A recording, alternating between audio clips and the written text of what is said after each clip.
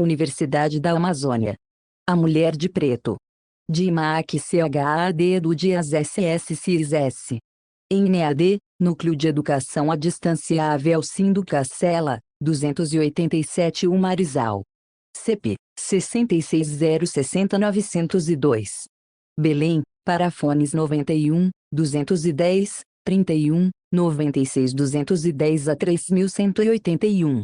E-mail, uvb@unama.br. A Mulher de Preto de Machado de Assis. Capítulo I. A primeira vez que o Dr. Estevão Soares falou ao deputado Menezes foi no Teatro Lírico no tempo da memorável luta entre lagaristas e chartonistas. Um amigo comum os apresentou ao outro. No fim da noite separaram-se oferecendo cada um deles os seus serviços e trocando os respectivos cartões de visita. Só 2 meses depois encontraram-se outra vez. Estevão Soares teve de ir à casa de um ministro de Estado para saber de uns papéis relativos a um parente da província, e aí encontrou o deputado Menezes, que acabava de ter uma conferência política. Houve sincero prazer em ambos encontrando-se pela segunda vez, e Menezes arrancou de Estevão a promessa de que iria à casa dele daí a poucos dias. O ministro depressa despachou o jovem médico. Chegando ao corredor, Estevão foi surpreendido com uma tremenda batega d'água, que nesse momento caía, e começava a alagar a rua. O rapaz olhou a um e outro lado a ver se passava algum veículo vazio, mas procurou inutilmente, todos que passavam iam ocupados. Apenas a porta estava com o pé vazio à espera de alguém, que o rapaz supôs ser o deputado. Daí a alguns minutos desce com efeito o representante da nação, e admirou-se de ver o médico ainda à porta. "Que quer?" disse-lhe Estevão. "A chuva impediu-me de sair, aqui fiquei a ver se passa um tilbury. É natural que não passe, e nesse caso ofereço-lhe um lugar no meu coupé, venha." "Perdão, mas é um incômodo." "Ora, incômodo, é um prazer, vou deixá-lo em casa." "Onde mora?" "Rua da Misericórdia número." "Bem, suba." Estevão hesitou um pouco, mas não podia deixar de subir sem ofender o digno homem que de tão boa vontade lhe fazia um obséquio. Subiram. Mas em vez de mandar o cocheiro para a Rua da Misericórdia, o deputado gritou: "João, para casa." E entrou. Estevão olhou para ele admirado. "Já sei", disse-lhe Menezes, "admira-se de ver que faltei à minha palavra, mas eu desejo apenas que fique conhecendo a minha casa a fim de lá voltar quanto antes."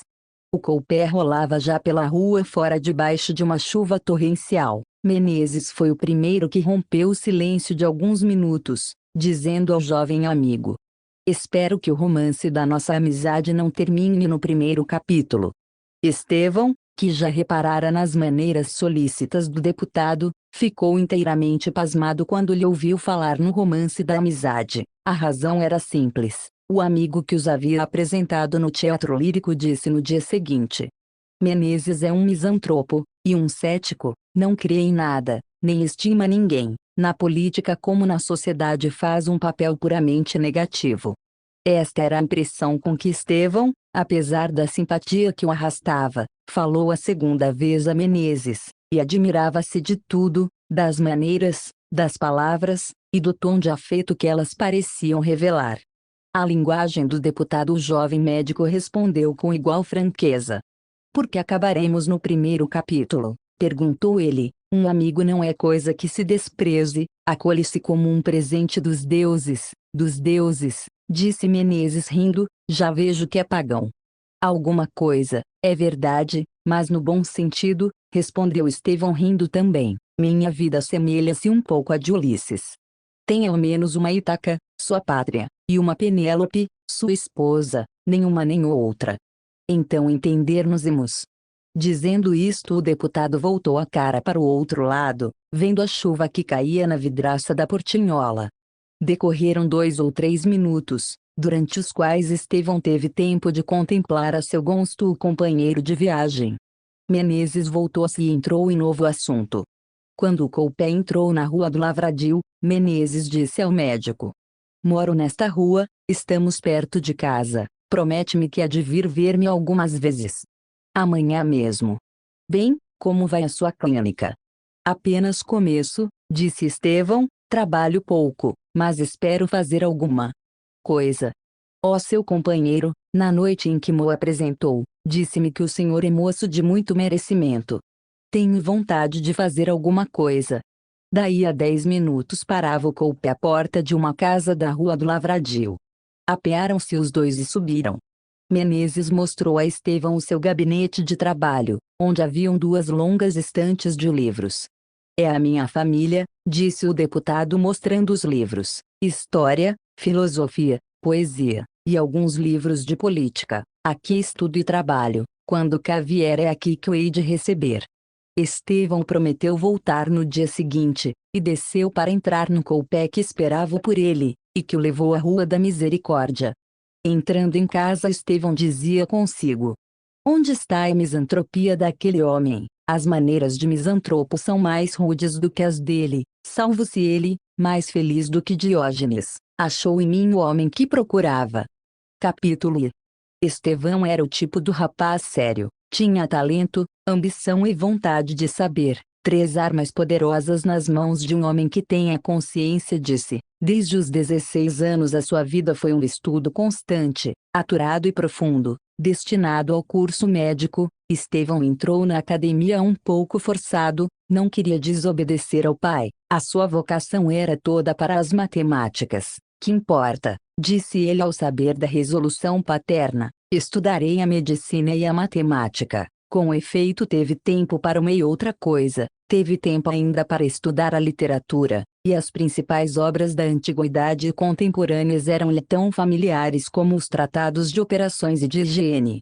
Para estudar tanto, foi-lhe preciso sacrificar uma parte da saúde. Estevão aos 24 anos adquirira uma magreza, que não era dos 16, tinha a tez pálida e a cabeça pendia-lhe um pouco para a frente pelo longo hábito da leitura, mas esses vestígios de uma longa aplicação intelectual não lhe alteraram a regularidade e a harmonia das feições, nem os olhos perderam nos livros o brilho e a expressão. Era além disso naturalmente elegante, não digo enfeitado, que é coisa diferente, era elegante nas maneiras, na atitude, no sorriso, no trajo, tudo mesclado de uma certa severidade que era o cunho do seu caráter. Podia-se notar-lhe muitas infrações ao código da moda, ninguém lhe poderia dizer que lhe faltasse nunca as boas regras do gentleman. Perdera os pais aos 20 anos, mas ficara-lhe bastante juízo para continuar sozinho a viagem do mundo. O estudo serviu-lhe de refúgio e bordão. Não sabia nada do que era o amor. Ocupara-se tanto com a cabeça que esquecera-se de que tinha um coração dentro do peito. Não se infira daqui que Estevão fosse puramente um positivista. Pelo contrário, a alma dele possuía ainda em toda a plenitude da graça e da força as 2 asas que a natureza lhe dera. Não raras vezes rompia ela do cárcere da carne para ir correr os espaços do céu, em busca de não sei que ideal mal definido, obscuro, incerto. Quando voltava desses êxtases, Estevão curava-se deles enterrando-se nos volumes à cata de uma verdade científica. Newton era-lhe o antídoto de Goethe. Além disso, Estevão tinha ideias singulares. Havia um padre, amigo dele, rapaz de 30 anos, da escola de Fenelon, que entrava com Telêmaco na ilha de Calipso. Ora, o padre dizia muitas vezes a Estevão que só uma coisa lhe faltava para ser completo, era casar-se. Quando você tiver, dizia-lhe, uma mulher amada e amante ao pé de si, será um homem feliz e completo. Dividirá então o tempo entre as 2 coisas mais elevadas que a natureza deu ao homem, a inteligência e o coração. Nesse dia quero eu mesmo casá-lo. Padre Luiz, respondia Estevão, faça-me então o serviço completo, traga-me a mulher e a bênção. O padre sorria-se ao ouvir a resposta do médico, e como o sorriso parecia a Estevão uma nova pergunta, o médico continuava: se encontrar uma mulher tão completa como eu exijo, afirmo-lhe que me casarei. Dirá que as obras humanas são imperfeitas, e eu não contestarei, Padre Luiz, mas nesse caso deixe-me caminhar só com as minhas imperfeições.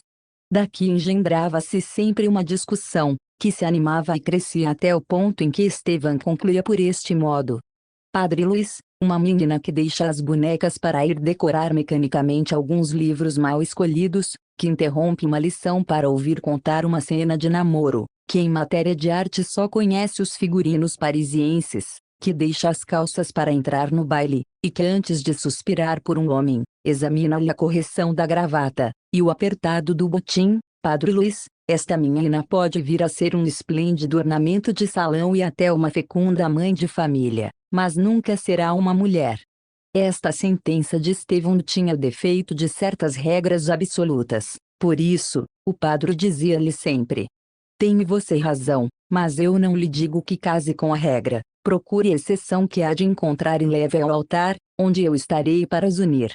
Tais eram os sentimentos de Estevão em relação ao amor e à mulher. A natureza dera-lhe em parte esses sentimentos, mas em parte adquiriu-os ele nos livros. Exigia a perfeição intelectual e moral de uma Heloísa, e partia da exceção para estabelecer uma regra. Era intolerante para os erros veniais, não os reconhecia como tais. Não há erro venial, dizia ele, em matéria de costumes e de amor.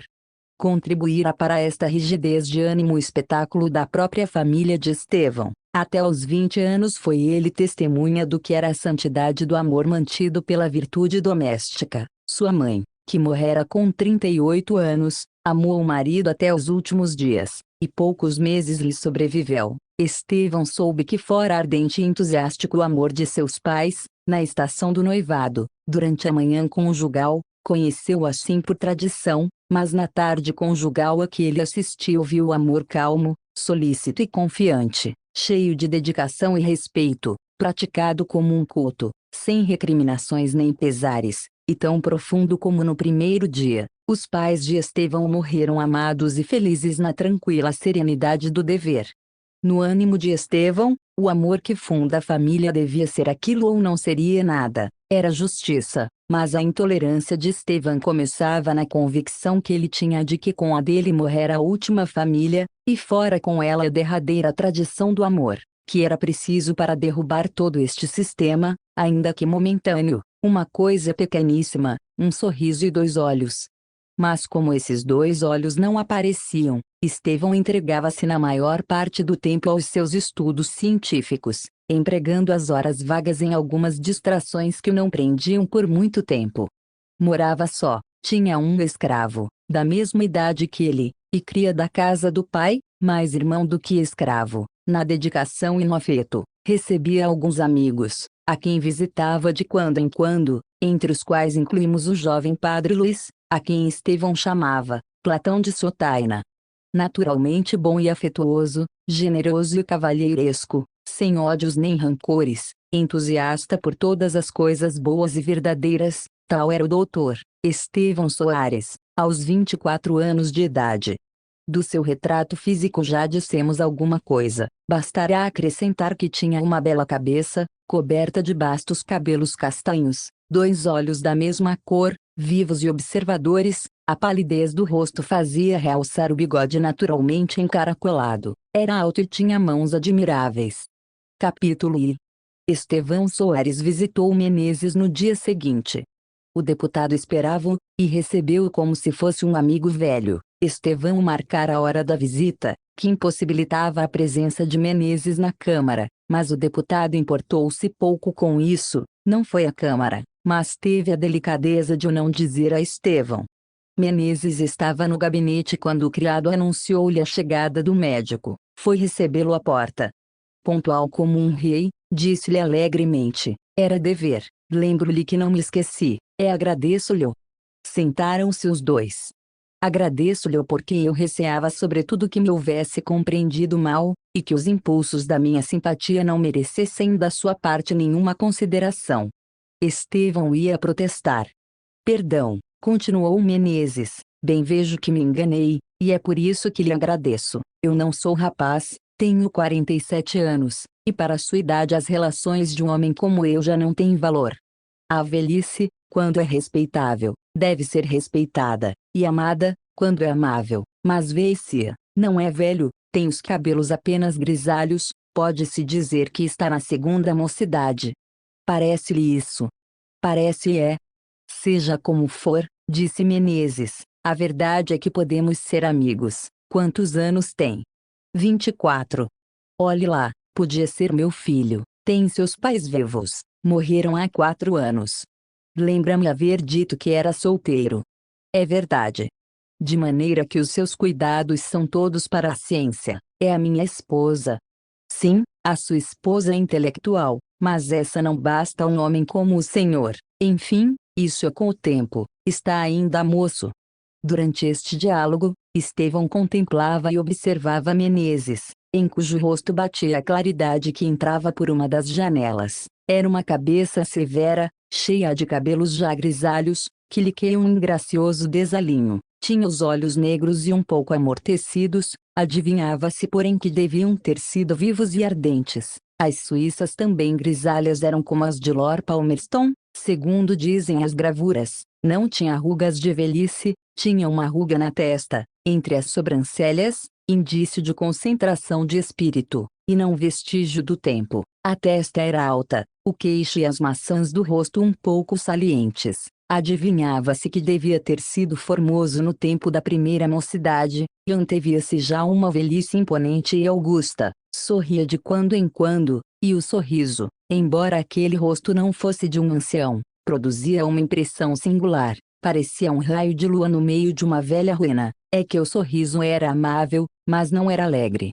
Todo aquele conjunto impressionava e atraía. Estevão sentia-se cada vez mais arrastado para aquele homem, que o procurava, e lhe estendia a mão.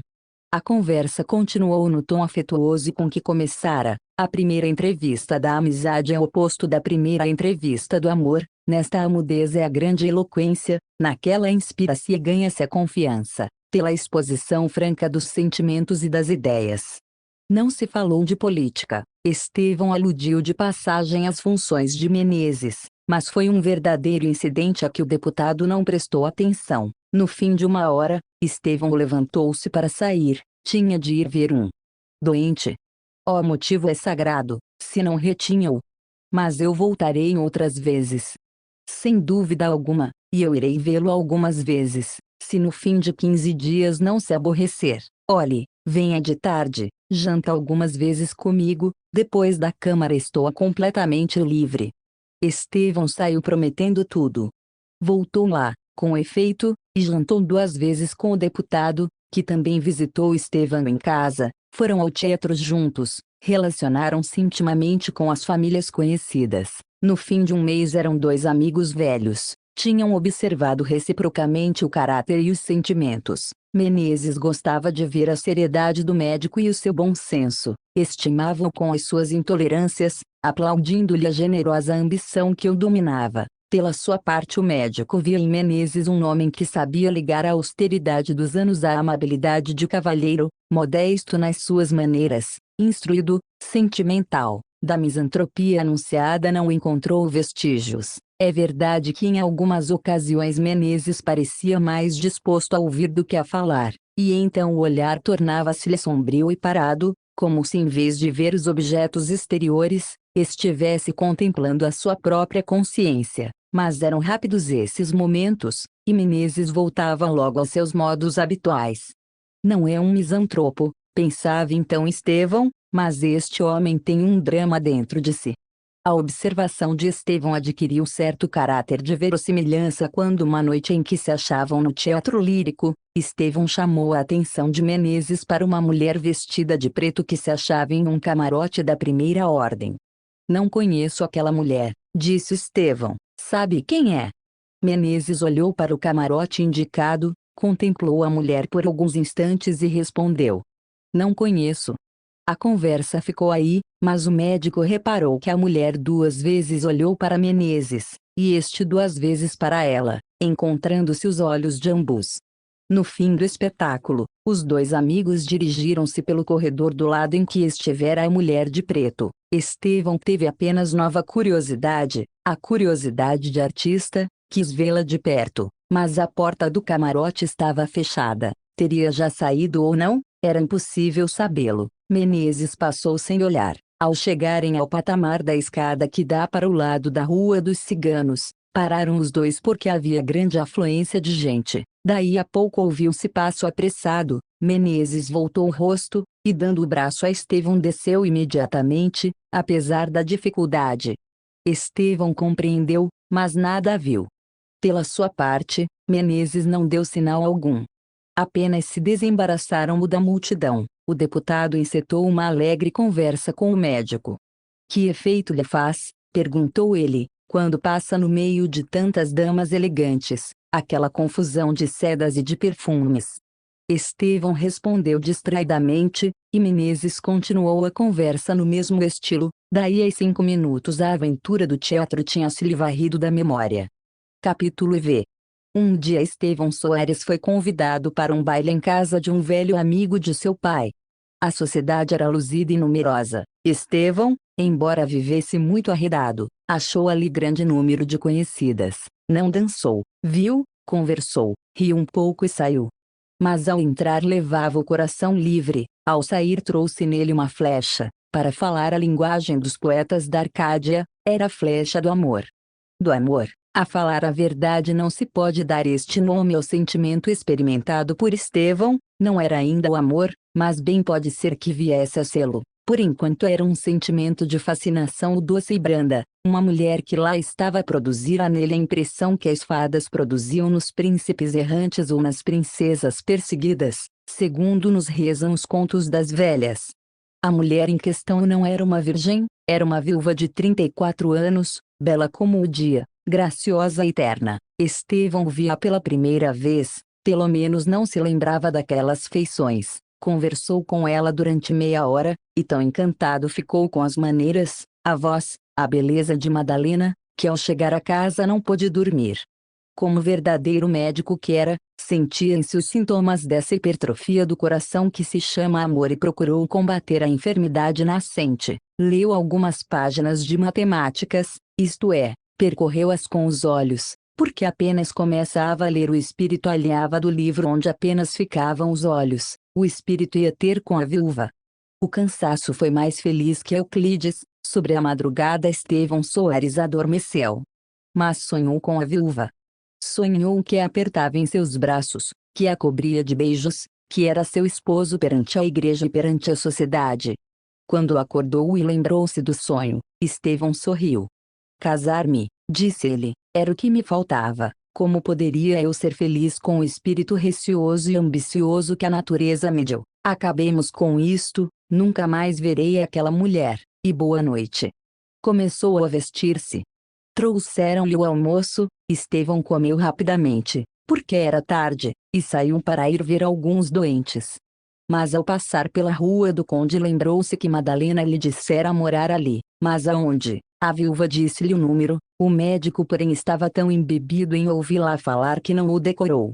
Queria e não queria, protestava esquecê-la, e contudo daria o que se lhe pedisse para saber o número da casa naquele momento. Como ninguém podia dizer-lhe, o rapaz tomou o partido de ir-se embora. No dia seguinte, porém, teve o cuidado de passar 2 vezes pela rua do Conde a ver se descobria a encantadora viúva. Não descobriu nada, mas quando ia tomar um tilbure e voltar para casa encontrou o amigo de seu pai em cuja casa encontrara Madalena. Estevão já tinha pensado nele, mas imediatamente tirou dali o pensamento, porque ir perguntar-lhe onde morava a viúva era uma coisa que podia traí-lo. Estevão já empregava o verbo trair. O homem em questão, depois de cumprimentar ao médico, e trocar com ele algumas palavras, disse-lhe que ia à casa de Madalena, e despediu-se. Estevão estremeceu de satisfação. Acompanhou de longe o amigo e viu entrar em uma casa. É ali, pensou ele. E afastou-se rapidamente. Quando entrou em casa achou uma carta para ele, a letra, que lhe era desconhecida, estava traçada com elegância e cuidado, a carta rescindia de sândalo. O médico rompeu o lacre. A carta dizia assim: amanhã toma-se chá em minha casa, se quiser vir passar algumas horas conosco dar-nos-á sumo prazer. Madalena C. Estevão leu e releu o bilhete, teve ideia de levá-lo aos lábios, mas envergonhado diante de si próprio por uma ideia que lhe parecia de fraqueza, cheirou simplesmente o bilhete e meteu-o no bolso. Estevão era um pouco fatalista. Se eu não fosse àquele baile não conhecia esta mulher, não andava agora com estes cuidados, e tinha conjurado uma desgraça ou uma felicidade, porque ambas as coisas podem nascer deste encontro fortuito. Que será? Eis-me na dúvida de Alit. Devo ir à casa dela, a cortesia pede que vá. Devo ir, mas irei encouraçado contra tudo. É preciso romper com estas ideias, e continuar a vida tranquila que tenho tido. Estavam nisto quando Menezes lhe entrou por casa, vinha buscá-lo para jantar. Estevão saiu com o deputado. Em caminho fez-lhe perguntas curiosas, por exemplo: acredita no destino, meu amigo? Pensa que há um Deus do bem e um Deus do mal, em conflito travado sobre a vida do homem? O destino é a vontade, respondia Menezes. Cada homem faz o seu destino. Mas enfim, nós temos pressentimentos. Às vezes adivinhamos acontecimentos em que não tomamos parte. Não lhe parece que há um Deus benfazejo que nos segreda? Fala como um pagão. Eu não creio em nada disso. Creio que tenho o estômago vazio, e o que melhor podemos fazer é jantar aqui mesmo no Hotel de Europa em vez de ir à Rua do Lavradio. Subiram ao Hotel de Europa. Ali haviam vários deputados que conversavam de política, e os quais se reuniram a Menezes. Estevão o ouvia e respondia, sem esquecer nunca a viúva, a carta e o sândalo. Assim, pois, davam-se contrastes singulares entre a conversa geral e o pensamento de Estevão. Dizia, por exemplo, um deputado: o governo é reator, as províncias não podem mais suportá-lo, os princípios estão todos preteridos. Na minha província foram demitidos alguns subdelegados pela circunstância única de serem meus parentes. Meu cunhado, que era diretor das rendas, foi posto fora do lugar, e este deu-se a um pirólata contra parente dos Valadares. Eu confesso que vou romper amanhã a oposição. Estevão olhava para o deputado, mas no interior estava dizendo isto: com efeito, Madalena é bela, e admiravelmente bela, tem uns olhos de matar, os cabelos são lindíssimos, tudo nela é fascinador. Se pudesse ser minha mulher, eu seria feliz, mas quem sabe, contudo sinto que vou amá-la, já é irresistível, é preciso amá-la, e ela, que quer dizer aquele convite, amar-me-á. Estevão embibera-se tanto nesta contemplação ideal, que, acontecendo perguntar-lhe um deputado se não achava a situação negra e carrancuda, Estevão, entregue ao seu pensamento, respondeu: é lindíssima. Ah, disse o deputado, vejo que o senhor é ministerialista. Estevão sorriu, mas Menezes franziu o sobrolho, compreendera tudo. Capítulo V. Quando saíram, o deputado disse ao médico: meu amigo, você é desleal comigo. Por quê? Perguntou Estevão, meio sério e meio risonho, não compreendendo a observação do deputado. Sim, continuou Menezes, você esconde-me um segredo. É verdade, e um segredo de amor. Ah, disse Estevão, por que diz isso? Reparei há pouco que, ao passo que os mais conversavam em política, você pensava em uma mulher, e mulher, lindíssima. Estevão compreendeu que estava descoberto, não negou. É verdade, pensava em uma mulher. Eu serei o último a saber. Mas saber o quê? Não há amor, não há nada. Encontrei uma mulher que me impressionou e ainda agora me preocupa, mas é bem possível que não passe disto. Aí está, é um capítulo interrompido, um romance que fica na primeira página. Eu lhe digo, há de me ser difícil amar. Por quê? Eu sei, custa-me a crer no amor. Menezes olhou fixamente para Estevão, sorriu, abanou a cabeça e disse: olhe, deixe a descrença para os que já sofreram as decepções. O senhor está moço, não conhece ainda nada desse sentimento. Na sua idade ninguém é cético. Demais, se a mulher é bonita, eu aposto que daqui a pouco há de dizer-me o contrário. Pode ser, respondeu Estevão. E ao mesmo tempo entrou a pensar nas palavras de Menezes, palavras que ele comparava ao episódio do teatro lírico. Entretanto, Estevão foi ao convite de Madalena, preparou-se e perfumou-se como se fosse falar a uma noiva, que sairia daquele encontro, viria de lá livre ou cativo, já seria amado. Estevão não deixou de pensá-lo, aquele convite parecia-lhe uma prova irrecusável. O médico, entrando num tílburi, começou a formar vários castelos no ar. Enfim chegou a casa. Capítulo V. Madalena estava na sala acompanhada de um filho, ninguém mais. Eram 9h30. Viria eu cedo demais? Perguntou ele à dona da casa. Ó senhor, nunca vem cedo. Estevão inclinou-se. Madalena continuou: se me acha só, é porque, tendo enfermado um pouco, Mandei desavisar as poucas pessoas que eu havia convidado. Ah, mas eu não recebi. Naturalmente, eu não lhe mandei dizer nada. Era a primeira vez que o convidava, não queria por modo algum arredar de casa um homem tão distinto. Estas palavras de Madalena não valiam coisa alguma, nem mesmo como desculpa, porque a desculpa é fraquíssima.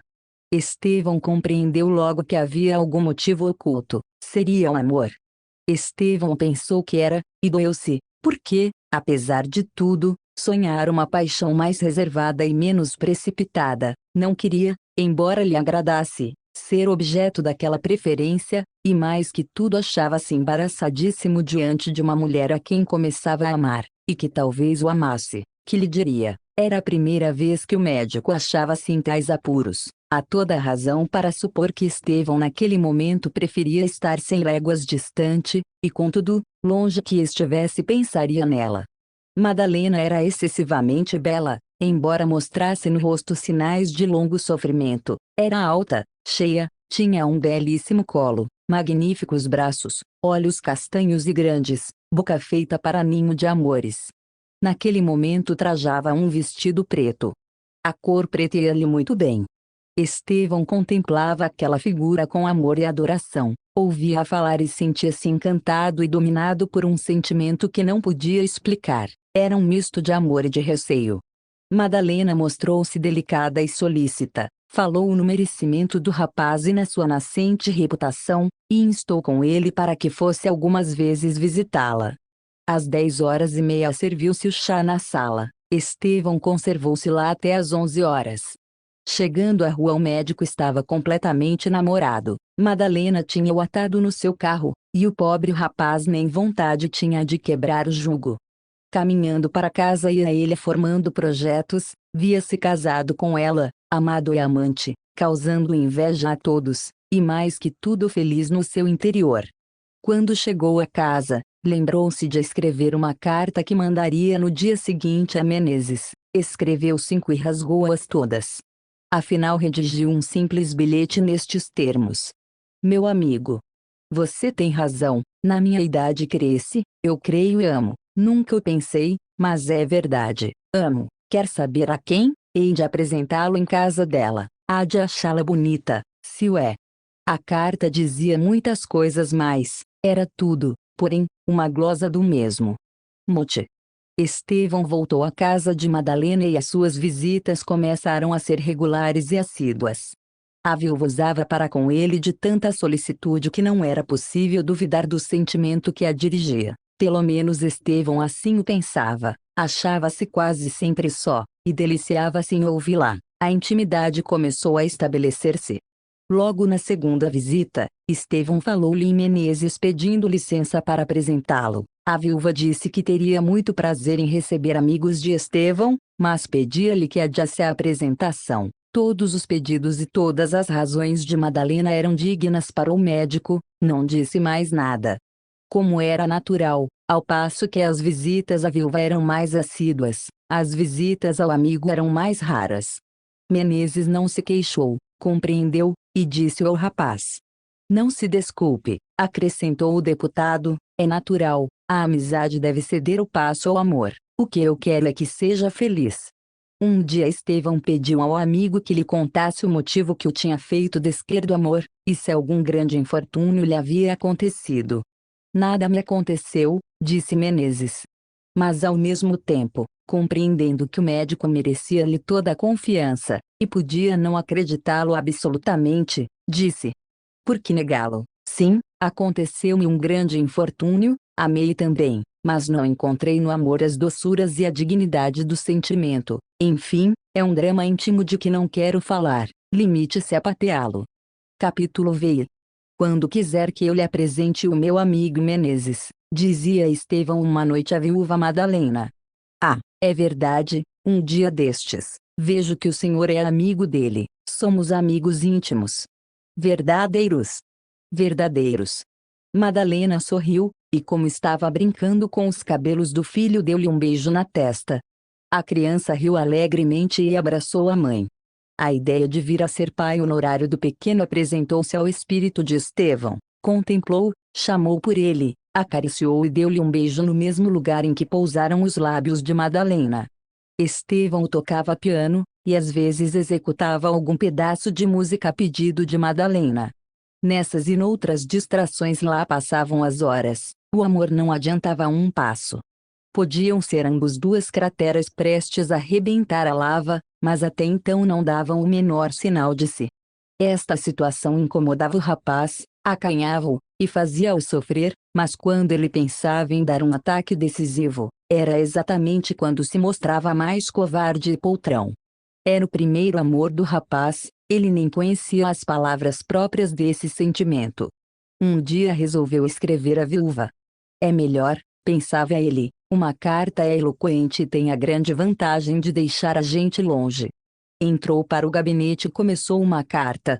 Gastou nisso 1 hora, cada frase ocupava-lhe muito tempo. Estevão queria fugir à hipótese de ser classificado como tolo ou como sensual. Queria que a carta não respirasse sentimentos frívolos nem maus, queria revelar-se puro como era. Mas de que não dependem às vezes os acontecimentos. Estevão estava relendo e emendando a carta quando lhe entrou por casa um rapazola que tinha intimidade com ele. Chamava-se Oliveira e passava por ser o primeiro janota do Rio de Janeiro. Entrou com um rolo de papel na mão. Estevão escondeu rapidamente a carta.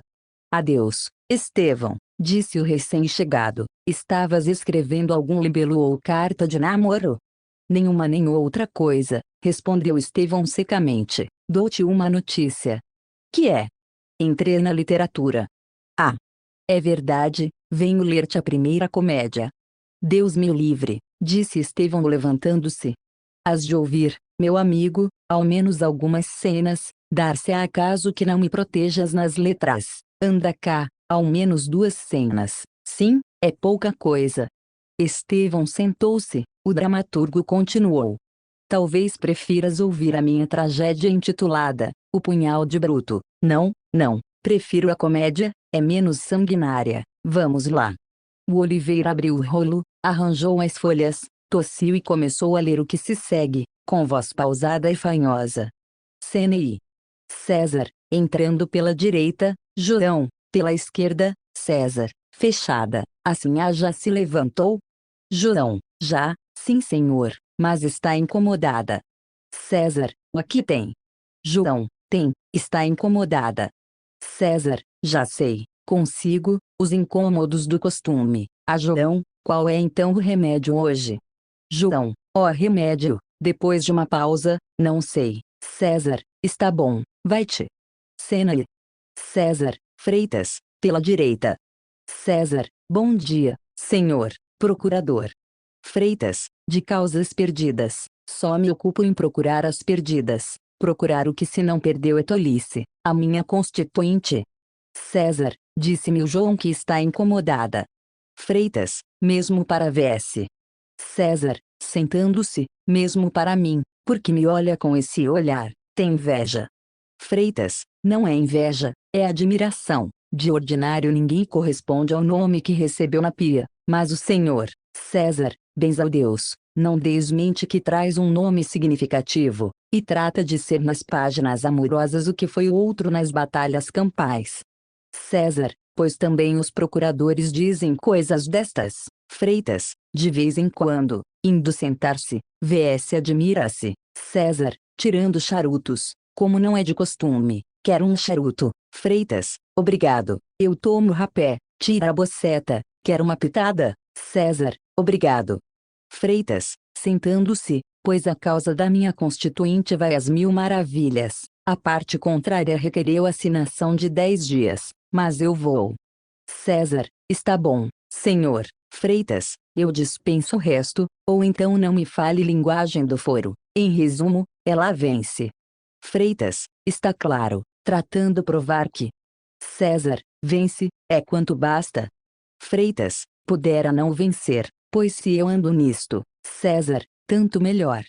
Freitas, ainda não me lembro de ter perdido uma só causa, isto é, já perdi uma, mas é porque nas vésperas de ganhar disse-me o constituinte que desejava perdê-la. Dito e feito, provei o contrário do que já tinha provado, e perdi, ou antes, ganhei, porque perder assim é ganhar. César é a fênix dos procuradores. Freitas, modestamente, são os seus bons olhos, César, mas a consciência. Freitas, quem é a consciência? César, a consciência, a sua consciência. Freitas, a minha consciência. Ah, essa também ganha. César, levantando-se. Ah, também. Freitas, o mesmo, tem vs alguma demandazinha? César, não tenho, mas, quando tiver, fique descansado, vou bater a sua porta. Freitas sempre às ordens de vs. Capítulo veio. Estevão interrompeu violentamente a leitura, o que desgostou bastante ao poeta novel. O pobre candidato às musas mal pôde balbuciar uma súplica. Estevão mostrou-se surdo, e o mais que lhe concedeu foi ficar com a comédia paralela depois. Oliveira contentou-se com isso, mas não se retirou sem recitar-lhe de cor uma fala do protagonista da tragédia, em versos duros e compridos, dando-lhe por quebra uma estrofe de uma poesia lírica, no estilo do Djinns de Victor Hugo. Enfim saiu. Entretanto havia passado o tempo.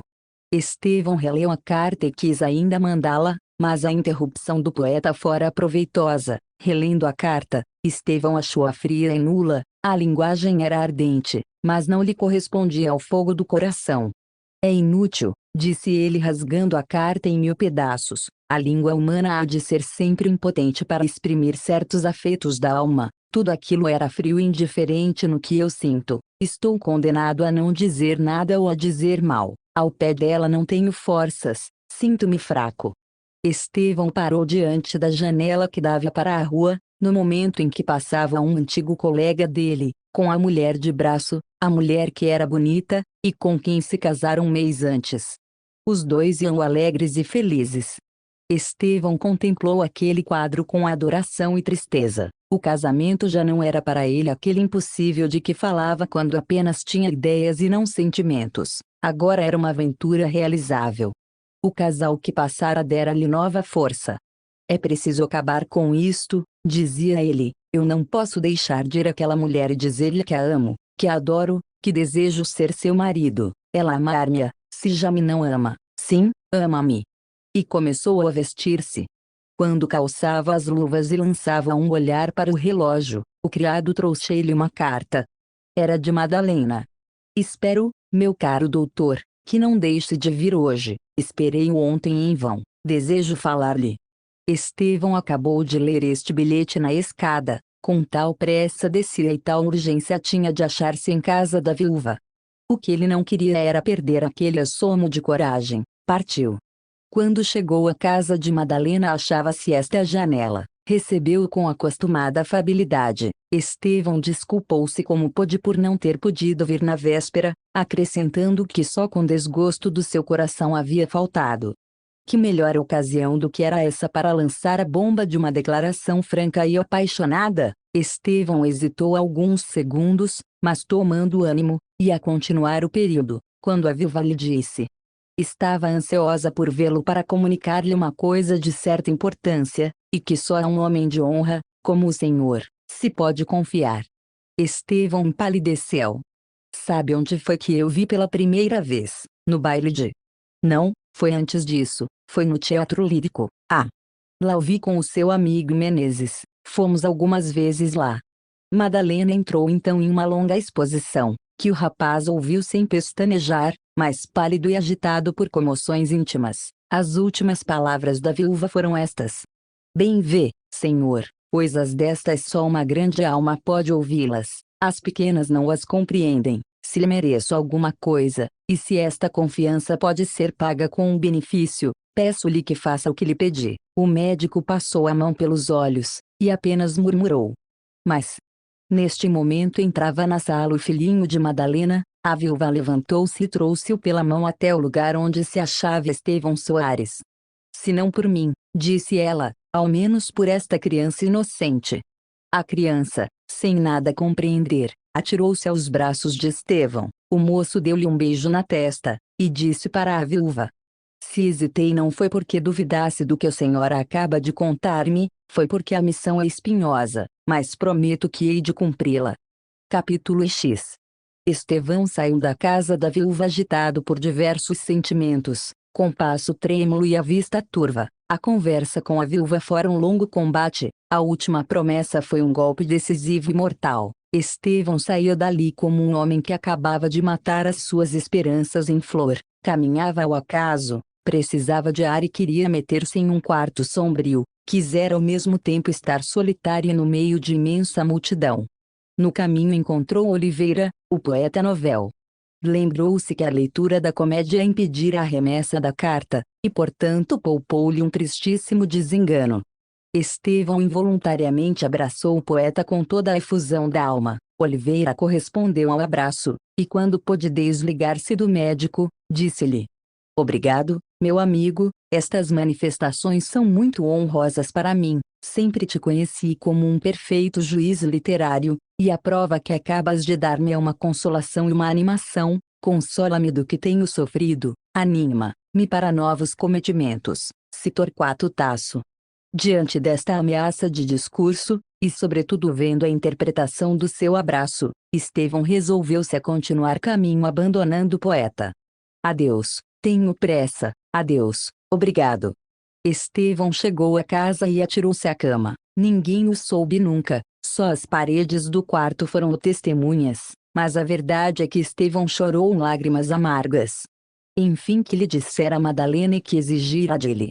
A viúva não era viúva, era a mulher de Menezes, viera do norte meses antes do marido, que só veio como deputado. Menezes, que a amava doidamente, e que era amado com igual delírio, acusava de infidelidade. Uma carta e um retrato eram os indícios. Ela negou, mas explicou-se mal. O marido separou-se e mandou-a para o Rio de Janeiro. Madalena aceitou a situação com resignação e coragem, não murmurou nem pediu, cumpriu a ordem do marido. Todavia Madalena não era criminosa, o seu crime era uma aparência, estava condenada por fidelidade de honra. A carta e o retrato não lhe pertenciam, eram apenas um depósito imprudente e fatal. Madalena podia dizer tudo, mas era trair uma promessa, não quis, preferiu que a tempestade doméstica caísse unicamente sobre ela. Agora, porém, a necessidade do segredo expirara. Madalena recebeu do norte uma carta em que a amiga, no leito da morte, pedia que inutilizasse a carta e o retrato, ou os restituísse ao homem que lhe os dera. Esta carta era uma justificação. Madalena podia mandar a carta ao marido, ou pedir-lhe uma entrevista, mas receava tudo, sabia que seria inútil, porque Menezes era extremamente severo. Vira o médico uma noite no teatro em companhia de seu marido, indagara e soube que eram amigos. Pedia-lhe pois que fosse mediador entre os dois, que as salvasse e que reconstruísse uma família. Não era pois somente o amor de Estevão que sofria, era também o seu amor próprio. Estevão facilmente compreendeu que não fora traído àquela casa para outra coisa. É verdade que a carta só chegara na véspera, mas a carta apenas vinha apressar a resolução. Naturalmente Madalena pedir-lhe-ia, sem haver carta, algum serviço análogo àquele. Se tratasse de qualquer outro homem, Estevão recusaria o serviço que lhe pedia a viúva, mas tratava-se do seu amigo, de um homem a quem ele devia estima e serviços de amizade. Aceitou, pois, a cruel missão. "Cumpra-se o destino", disse ele, "hei de ir lançar a mulher que amo aos braços de outro, e por desgraça maior, em vez de gozar com este restabelecimento de concórdia doméstica, vejo-me na dura situação de amar a mulher do meu amigo, isto é, de fugir para longe." Estevão não saiu mais de casa nesse dia. Quis escrever ao deputado contando-lhe tudo, mas pensou que o melhor era falar-lhe de viva voz, e embora lhe custasse mais, era de mais efeito para o desempenho da sua promessa. Adiou, porém, para o dia seguinte, ou antes para o mesmo dia, porque a noite não lhe interrompeu o tempo, visto que Estevão não dormiu um minuto sequer. Capítulo X. Levantou-se da cama o pobre namorado sem ter conseguido dormir. Vinha nascendo o sol. Quis ler os jornais e pediu-os. Já os ia pondo de lado, por haver acabado de ler, quando repentinamente viu seu nome impresso no Jornal do Comércio. Era um artigo a pedido com o título de uma obra-prima. Dizia o artigo: "Temos o prazer de anunciar ao país o próximo aparecimento de uma excelente comédia, estreia de um jovem literato fluminense, de nome Antônio Carlos de Oliveira." Este robusto talento, por muito tempo incógnito, vai enfim entrar nos mares da publicidade, e para isso procurou logo ensaiar-se em uma obra de certo vulto. Consta-nos que o autor, solicitado por seus numerosos amigos, leu há dias a comédia Em Casa do Senhor, Dr. Estevão Soares, diante de um luzido auditório, que aplaudiu muito e profetizou no Sr. Oliveira um futuro Shakespeare. O Sr. Dr. Estevão Soares levou a sua amabilidade a ponto de pedir a comédia para ler segunda vez, e ontem ao encontrar-se na rua com o Sr. Oliveira, de tal entusiasmo vinha possuído que o abraçou estreitamente, com grande pasmo dos numerosos transeuntes. Da parte de um juiz tão competente em matérias literárias este ato é honroso para o Sr. Oliveira. Estamos ansiosos por ler a peça do Sr. Oliveira, e ficamos certos de que ela fará fortuna de qualquer teatro. O amigo das letras. Estevão, apesar dos sentimentos que o agitavam então, enfureceu-se com o artigo que acabava de ler. Não havia dúvida que o autor dele era o próprio autor da comédia. O abraço da véspera fora mal interpretado, e o poetastro aproveitaram em seu favor. Se ao menos não falasse no nome de Estevão, este poderia desculpar a vaidadezinha do escritor, mas o nome ali estava como cúmplice da obra. Pondo de lado o jornal do Comércio, Estevão lembrou-se de protestar, ia já escrever um artigo quando recebeu uma cartinha de Oliveira. Dizia a carta: Meu Estevão, lembrou-se um amigo meu de escrever alguma coisa a propósito da minha peça. Expliquei-lhe como se dera a leitura em tua casa, e disse-lhe como é que, apesar do vivo desejo que tinhas de ouvir Leila, interrompeste-me para ir cuidar de um doente. Apesar de tudo isto, o meu referido amigo contou hoje no Jornal do Comércio a história alterando um pouco a verdade. Desculpa, é a linguagem da amizade e da benevolência. Ontem entrei para casa tão orgulhoso com o teu abraço que escrevia uma ode, e assim manifestou-se em minha veia lírica, depois da cômica e da trágica. Aí te mando o rascunho, se não prestar, rasga-a. A carta tinha, por engano, a data da véspera. A ode era muito comprida, Estevão nem a leu, atirou-a para um canto. A ode começava assim: Sai do teu monte, ó musa. Vem inspirar a lira do poeta. Enche de luz a minha fronte ousada. E mandemos aos evos, nas asas de uma estrofe ingente e altíssona. Do caro amigo um animador abraço, não canto os altos feitos de Aquiles, nem traduzo os sons tremendos dos rufos marciais enchendo os campos. Outro assunto me inspira. Não canto a espada que dá morte e campa. Canto o abraço que dá vida e glória. Capítulo X. Como havia prometido, Estevão foi logo procurar o deputado Menezes. Em vez de ir direito ao fim, quis antes sondá-lo a respeito do seu passado. Era a primeira vez que o moço tocava em tal. Menezes não desconfiou, mas estranhou, mas tal confiança tinha nele que não recusou nada. Sempre imaginei, dissera-lhe Estevão, que há na sua vida um drama. É talvez engano meu, mas a verdade é que ainda não perdi a ideia. Há, com efeito, um drama, mas um drama pateado. Não sorria. É assim. Que supõe então? Não suponho nada. Imagino que pede dramas a um homem político. Por que não? Eu lhe digo, sou um político e não sou. Não entrei na vida pública por vocação. Entrei como se entra em uma sepultura, para dormir melhor. Por que o fiz? A razão é o drama de que me fala. Uma mulher, talvez. Sim, uma mulher. Talvez mesmo, disse Estevão procurando sorrir, talvez uma esposa. Menezes estremeceu e olhou para o amigo, espantado e desconfiado. Quem lhe disse?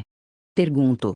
Uma esposa, sim, mas não lhe direi mais nada. É a primeira pessoa que ouve tanta coisa de mim. Deixemos o passado que morreu, parce sepultis.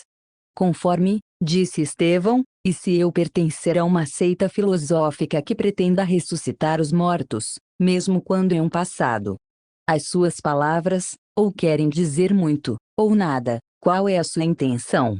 A minha intenção não é ressuscitar o passado unicamente, é repará-lo, é restaurá-lo em todo o seu esplendor, com toda a legitimidade do seu direito. O meu fim é dizer-lhe, meu caro amigo, que a mulher condenada é uma mulher inocente. Ouvindo estas palavras Menezes deu um pequeno grito. Depois, levantando-se com rapidez, pediu a Estevão que lhe dissesse o que sabia e como sabia. Estevão referiu tudo. Quando concluiu a sua narração, o deputado abanou a cabeça com aquele último sintoma de incredulidade que é ainda um eco das grandes catástrofes domésticas. Mas Estevão ia armado contra as objeções do marido, protestou energicamente pela defesa da mulher, instou pelo cumprimento do dever. A última resposta de Menezes foi esta: meu caro Estevão, a mulher de César nem deve ser suspeitada. Acredito em tudo, mas o que está feito, está feito. O princípio é cruel, meu amigo. É fatal. Estevão saiu. Ficando só, Menezes caiu em profunda meditação. Ele acreditava em tudo, e amava a mulher, mas não acreditava que os belos dias pudessem voltar. Recusando, pensava ele, era ficar no túmulo em que tivera tão brando sono. Estevão, porém, não desanimou. Quando entrou em casa, escreveu uma longa carta ao deputado exortando-o a que restaurasse a família um momento separada e desfeita. Estevão era eloquente, o coração de Menezes com pouco se contentava. Enfim, nesta missão diplomática, o médico ouve-se com suprema habilidade. No fim de alguns dias dissipara-se a nuvem do passado, e o casal reunira-se. Como?